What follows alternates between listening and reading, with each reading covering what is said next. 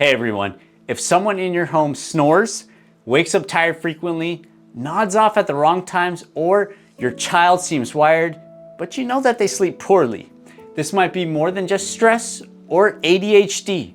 We're talking sleep apnea in adults and kids. Look, the tricky part is the signs and symptoms look different depending on the age, which is why it just often flies under the radar. I'm gonna walk you through the major clues and signs you can catch at home, for you, your kid maybe, explain what's happening in the body, and when to push for a sleep study, so you can act, not guess. Let's get started. Drowsy driving, my serious wake-up call. I wanna start with a quick personal note. I'm Dr. Merchant, I'm 37, I'm relatively fit, and I have sleep apnea. My warning sign, almost falling asleep at the wheel numerous times. It started slow. I could feel the sleepiness kind of building, and I had enough time to pull over to a gas station or to a parking lot just to re-energize, reset, you know? But over time it got worse. The sleepiness would hit harder, faster, and pretty soon it was with zero warning. I started having some really close calls behind the wheel, and that's when it got really scary for me really fast. This is what finally made me get evaluated. Well, more like the cherry on top at that point, okay? Turns out, and you should know this, turns out untreated sleep apnea raises your risk of a serious car crash by 2 to 3 times. Heck yeah, I believe that stat. CPAP therapy drops that risk by nearly 70%. That's why I got tested. Again, another reason why I got tested. And that's why I got treated. It's about more than sleep. It's about safety for you and everyone else on the road. Snoring versus apnea. What's actually happening? Do you think snoring is just harmless? Here's why it's not. Snoring is the sound of your airway partially collapsing. That vibration that you hear, that snore, that's like tissue kind of fighting the airflow, okay? It's a partial collapse. But when that collapse becomes total, where you cannot even hear the breathing anymore, you stop breathing, that's sleep apnea, especially when you stop breathing for over 10 seconds. During this time period, boom, your oxygen, it starts to drop. When your oxygen drops, your brain panics. Oh my God, I'm dying, my oxygen is dropping, you know? It dumps adrenaline into your bloodstream to reopen your airway, among other things. During this time where you're supposed to be sleeping, resting, and digesting, right? You're not. Your brain is dumping adrenaline and it's trying to reopen your airway, and in doing so, it's causing you to have these micro wake-ups. You're not really sleeping. You're just having a bunch of micro wake-ups, but it's doing this to save your life over and over and over and over again. And again, it shreds your sleep. Here are the clues to watch out for. Loud snoring that suddenly stops. Picture a snore, okay? Followed by silence. During the silence, the body thinks, because it's a complete occlusion of the airway, the body thinks now you're dying, your oxygen's dropping, drops adrenaline into the blood, and then boom, next thing, a gasp. And then with that gasp, right after it, a loud snore, or like a choking sound as your body just kind of jolts awake. Sometimes the person who's snoring actually kind of wakes up a little bit and falls back asleep, okay? I use a sleep app that listens to my breathing overnight. It tracks when I snore. Even when I stop breathing, it can hear it, okay? Playing it back in the morning is literally kind of embarrassing, even though I'm watching it myself, but still embarrassing. But look, it opened my eyes to how bad things were. If you hear that snore, pause, gasp, micro wake pattern, it's definitely time to get checked. Sleep apnea in adults. All right, morning headaches, blood pressure creeping up, and peeing a lot at night. Look guys, do you wake up feeling worse than when you went to bed? Here are several subtle morning signs of adult sleep apnea, so please pay attention. Headaches, dry mouth, rising blood pressure despite treatment, so needing multiple medications just to treat your blood pressure, and sometimes you still can't get it under control, or peeing multiple times at night. This is nocturia, okay? What's happening? During these apnea events, your oxygen drops, your body panics, thinks it's dying, so it dumps adrenaline into your bloodstream. raises your blood pressure because it's trying to send blood back to the brain, wake up, and signals your kidneys also in the process to make more urine. Your sleep gets fragmented. You're surviving, but you're not really resting. It's like constant fight or flight, okay? Just so you know, about 50% of people with OSA, obstructive sleep apnea, have hypertension. I'd be willing to bet that's probably more, okay? And up to 80% of those have like resistant hypertension, okay? Meaning they need multiple medications. So they may have undiagnosed obstructive sleep apnea, right? Because so many people have hypertension. Also, nearly half of the people with OSA report waking up to pee multiple times at night. Okay, if this sounds like you, don't just treat the symptoms, guys. Check for the root cause. That's the best way to treat this. How obstructive sleep apnea creeps in over time. All right, sleep apnea rarely shows up all at once. It just doesn't do it, okay? It builds up, gets worse and worse and worse. Here's how OSA, obstructive sleep apnea, tends to progress. Keep in mind what I'm about to share with you is a guideline. Everybody's different, okay?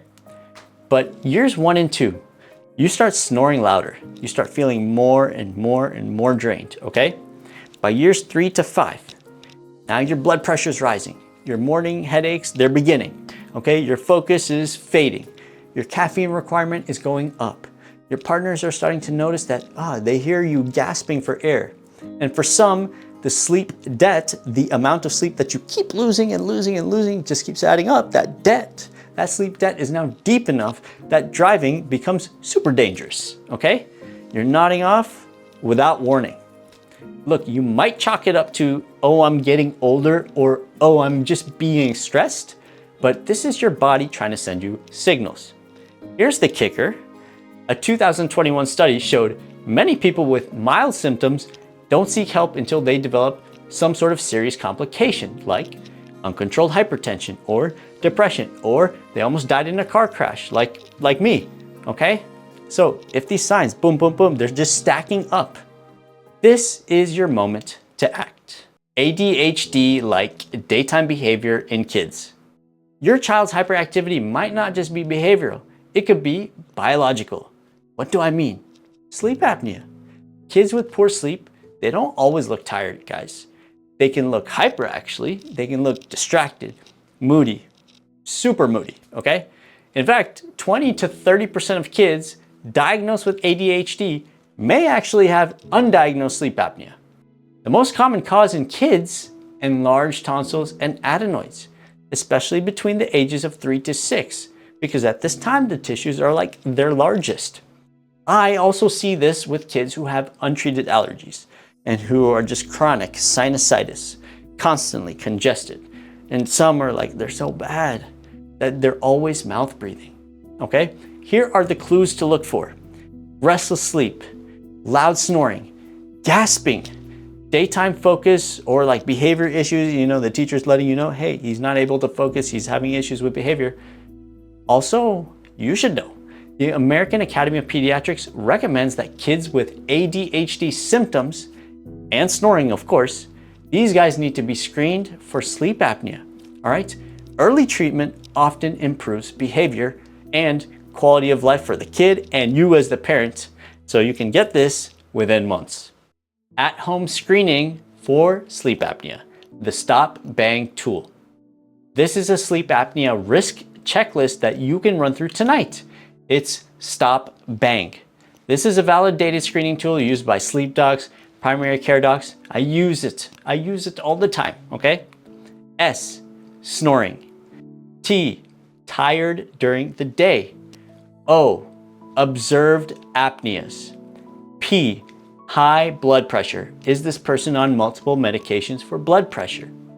B, BMI greater than 35. A is for age greater than 50. N is for neck circumference. Greater than 17-inch neck circumference in men, greater than 16-inch neck circumference in women. G is for gender. Males, sorry to say, higher risk.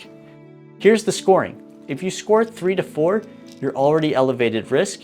5+, you're a high risk. And look, if you just get 3 or more just on the stop portion alone, it's still worth evaluating. Pair it with something called the Epworth Sleeping Scale to see how sleepy do you feel during everyday tasks. It's not a diagnosis, but it's a highly sensitive tool for moderate to severe sleep apnea. And it's a great way to advocate for yourself with some data in hand to your doctor. Non-obese patients with sleep apnea. This is a real thing, okay? I fall into this category. It's a real thing. Look, not overweight, you're not obese, but you know you're still snoring, you might still have obstructive sleep apnea. Sleep apnea is not just about weight, it's about structure. Do you have a narrow jaw? Is your airway crowded? Do you have a big neck? All right? Large tonsils? Are you male? Okay, male sex is higher risk. Are you post-menopause? I mean, look at me. I'm relatively lean, but I have it, okay? So does my father, and he's also lean, all right?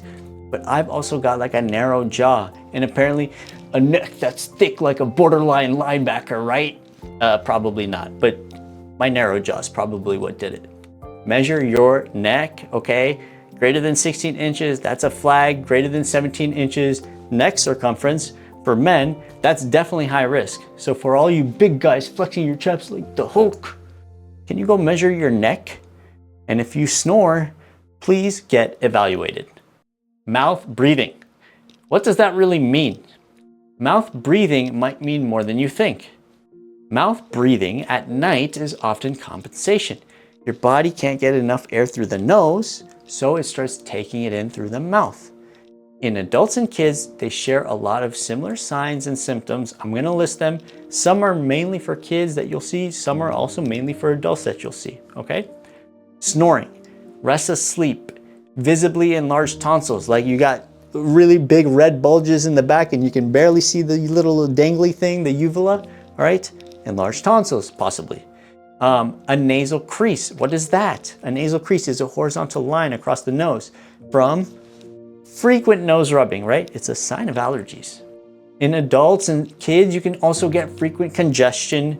You can have a deviated septum, which is anatomical. You can wake up with dry mouth. Here are some of the fixes. You can use a cool mist humidifier near the bed, angle it toward the face. You can use saline nasal spray right before sleep. Allergy meds, as advised.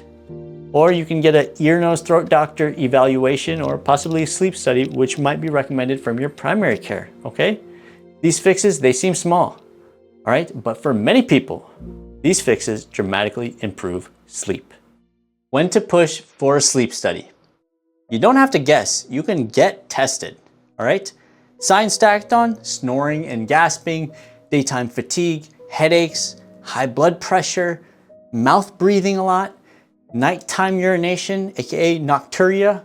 Look, they have home sleep study tests, and they work well for most adults.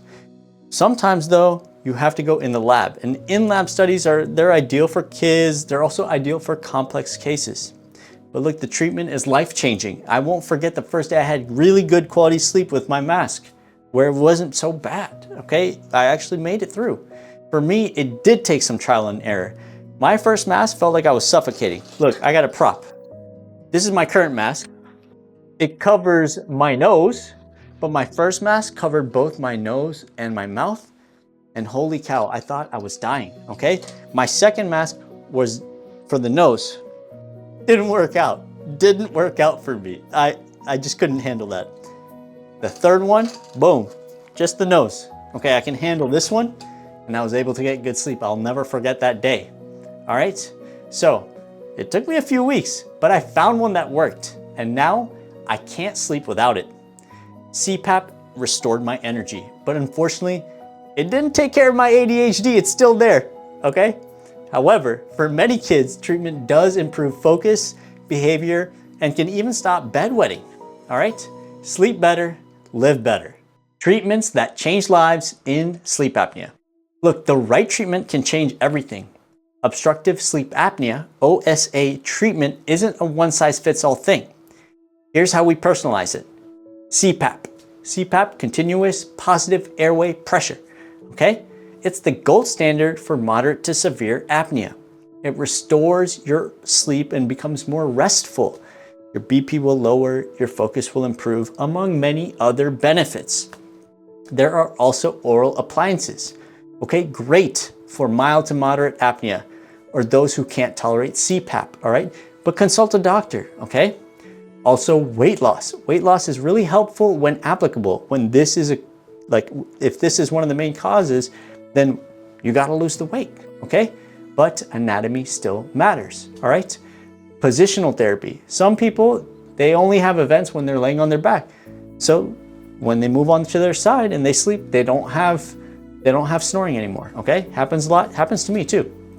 For kids, removing tonsils and adenoids is usually one of the first line treatments for sleep apnea because it's the most common cause in kids, okay? Getting the right treatment improves more than just sleep, all right?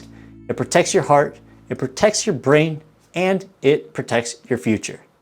You now have real causes, real signs, and real actions to take for sleep apnea or potential sleep apnea. Please like and subscribe and save this video so you can bring it to your doctor and consult with them and talk to them about symptoms, okay? Share this with someone who snores, struggles, has fatigue, or has ADHD-like symptoms, or a parent whose kid seems wired but exhausted, but don't be insulting, you know what I'm saying? All right, I think you do. Fewer crashes, better behavior, lower blood pressure, healthier hearts, I mean, I could go on. Your better sleep starts now. Dr. Merchant out.